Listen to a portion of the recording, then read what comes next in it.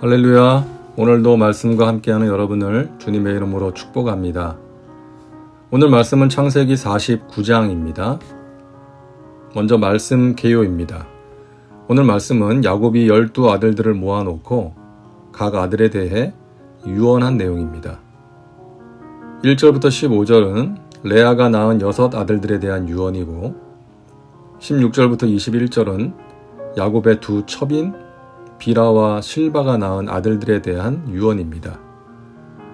22절부터 27절은 라헬의 아들들에 대한 유언이고 28절부터 33절은 야곱이 임종하기 직전 자신의 장지에 대해서 말하고 숨을 거둔 내용입니다. 다음은 말씀 묵상입니다. 오늘 본문은 야곱이 죽기 전에 아들들을 모아놓고 마지막 유언을 하는 내용입니다. 흔히 야곱의 축복이라고 말하는데요. 물론 야곱이 축복하는 아들도 있지만 어느 아들에게는 축복이 아닌 저주를 하기도 했기 때문에 전체가 축복은 아닙니다. 예를 들어 르우벤은 장자였지만 아버지의 첩인 비라를 범했기 때문에 장자로서의 탁월성과 지도력을 상실하게 됨을 말합니다. 그리고 시므온과 레위는 우리가 34장에서 본 것처럼 디나의 성추행 사건으로 인해 세겜 사람들을 학살했기 때문에 그 노여움이 혹독하니 저주를 받을 것이요 분기가 맹렬하니 저주를 받을 것이라. 내가 그들을 야곱 중에서 나누며 이스라엘 중에서 흩트리로다 라고 말합니다. 그러니까 오늘 말씀 창세기 49장은 아들들의 미래를 말하는 예언적인 성격의 유언이라고 할 수 있습니다. 요셉에게 남긴 유언에 집중해 보고자 하는데요. 역시나 요셉에게는 긴 메시지를 남겼습니다. 22절부터 26절까지인데요. 우리가 야곱의 축복이라는 노래로 잘 알고 있는 내용입니다. 먼저 22절을 보면 요셉은 무성한 가지 곧 샘 곁에 무성한 가지라. 그 가지가 담을 넘었도다 라고 말합니다. 요셉을 무성한 가지, 담을 넘어 왕성하게 뻗어가는 나뭇가지에 비유를 합니다. 이미 요셉은 이스라엘을 넘어 애굽에까지 뻗어가서 수많은 사람들을 기근에서 구원했죠. 뿐만 아니라 그의 후손들도 그와 같이 번성하게 될 것을 말하는 것입니다. 그리고 23절과 24절을 보면 적들의 공격을 하나님의 도우심과 보호하심으로 물리쳤으며 앞으로도 그럴 것이라고 말합니다. 그러면서 요셉과 그의 후손이 하나님이 주시는 큰 복을 받기를 구하고 있습니다. 요셉을 보면 또 야곱이 요셉에게 남긴 유언을 보면 우리가 그리고 우리의 자녀들이 받아야 할 복, 자녀들을 위해 기도할 때 구해야 할 복에 대해서 우리가 알 수 있습니다. 먼저 첫째로 하나님이 함께 하시는 것이 복입니다. 우리가 39장에서 본 것처럼 요셉은 종살이 할 때 그리고 억울한 감옥살이를 할 때에도 하나님이 함께 하심으로 형통한 자가 되었다고 말씀합니다. 요셉과 함께 하신 하나님께서 크고 긴 환난을 이겨낼 수 있도록 도와주셨고 마침내 그를 향한 하나님의 뜻을 이루신 것이죠. 오늘 본문에서도 말씀합니다. 적들의 공격을 막아낼 힘이 있는데 그것은 하나님의 손을 힘입었기 때문이라고 말씀합니다.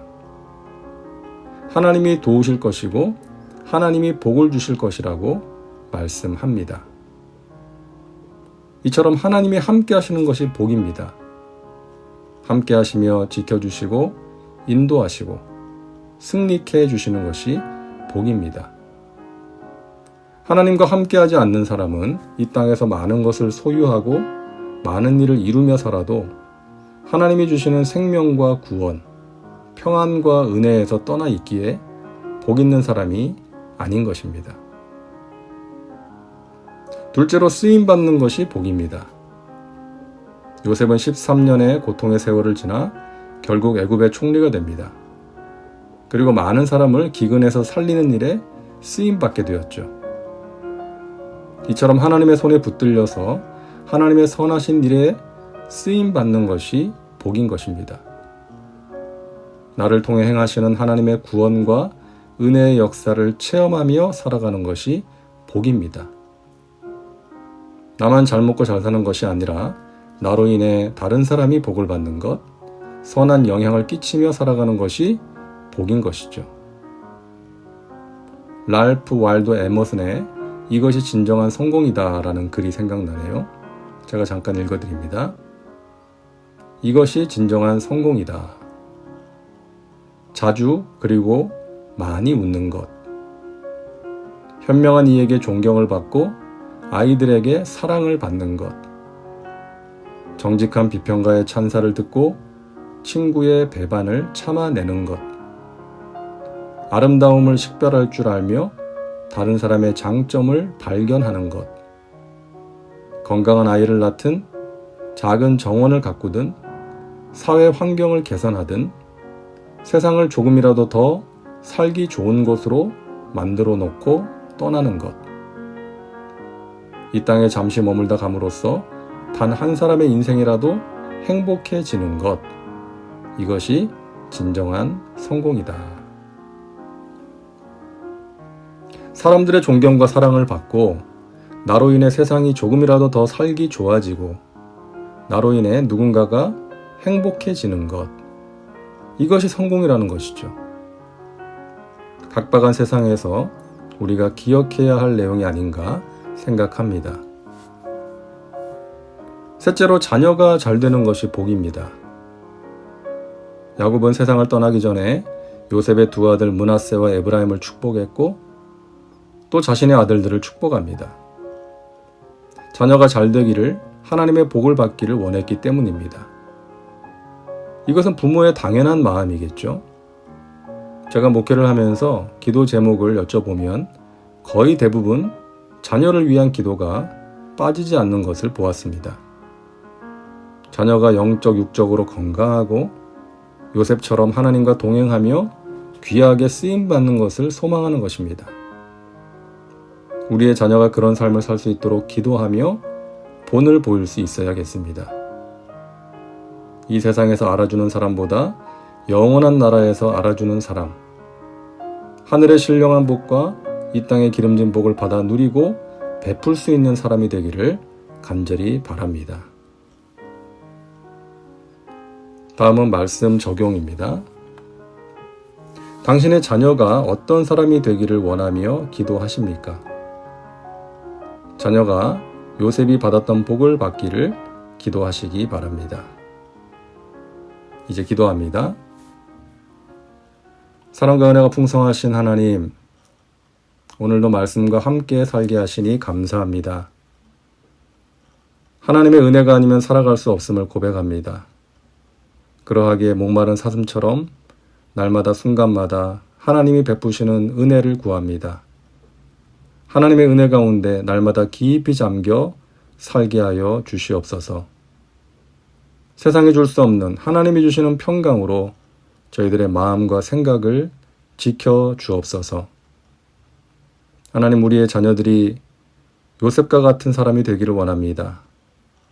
하나님과 함께하는 사람, 하나님께 귀하게 쓰임받는 사람, 또 하나님의 은혜의 통로로, 축복의 통로로 많은 사람들에게 선한 영향을 끼치며 살아가는 사람 되게 하여 주시옵소서.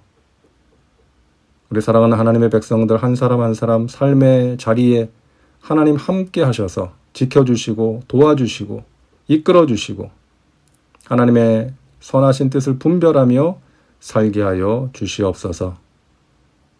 하나님, 육신의 질병으로 힘들어하는 분들이 있습니다. 아버지 하나님, 능력의 손으로 안수하여 주옵시고 깨끗게 하여 주옵시고 독수리가 날개치며 올라간 같은 새 힘을 더하여 주시옵소서. 오늘도 우리와 함께 하시는 하나님 감사합니다. 승리케 하심을 믿습니다. 예수님의 이름으로 기도하옵나이다. 아멘. 오늘도 말씀과 함께 은혜 가운데 거하시기 바랍니다. 여러분 사랑하고 축복합니다.